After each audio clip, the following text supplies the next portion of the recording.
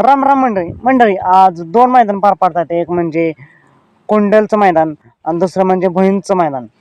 तर दोन मैदानांपैकी सर्वांनाच विठ्ठलनाना प्रेमींना प्रश्न पडला की विठ्ठलनाना नक्की आहेत तरी कुठे. तर मित्रांनो, विठ्ठलनाना कोंडल मैदानात नाही आहेत आणि विठ्ठलनाना भोईंच मैदानात सुद्धा नाहीत. तर विठ्ठलनाना आहेत तरी कुठे. तर मित्रांनो, मुंबईला एक भव्य दिव्य असं बिंदूरचं मैदान पार पडतंय, ओवळे मैदान.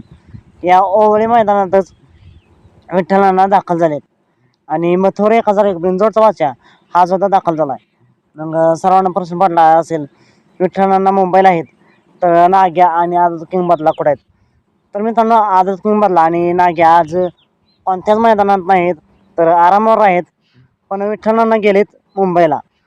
विठ्ठलनाना नक्की कोणत्या गाडीवर बसणार. तर मुंबईला गेले म्हणताना भुंगाच्या गाडीवर बसू शकतात. त्यानंतर मथुरसुद्धा दाखल झाला आहे, कदाचित मथुरच्या गाडीसुद्धा बसतील. तर मित्रांनो, तुम्हाला काय वाटते, विठ्ठलनाना आज कोणत्या गाडी बसतील हे कमेंट करून नक्की सांगा. तर या मैदानासाठी विठ्ठलनाना मनापासून खूप खूप शुभेच्छा. मित्रांनो, त्याच पद्धतीनं भुईंजला एक मैदान पार पडतंय, एक आदत एक बैल. या मैदानात महाराष्ट्राचा लाडका दशमींदा केसरी बकासूर गेलेला आहे आणि त्याचसोबत आहे ज्यांनी बैलगाडा क्षेत्राला वळण लावलं असे पैलवान विलास पैलवानांच्या गुरुसोबत आज बकासूरचा पायरा आहे. बकासूर आणि गुरु आपल्या गट क्रमांक 6 मध्ये पाहताना पाहायला मिळाले आणि गटात 2 गाड्या झोपल्या होत्या. आज सुद्धा बकासूरची दहशत पाहायला मिळाली.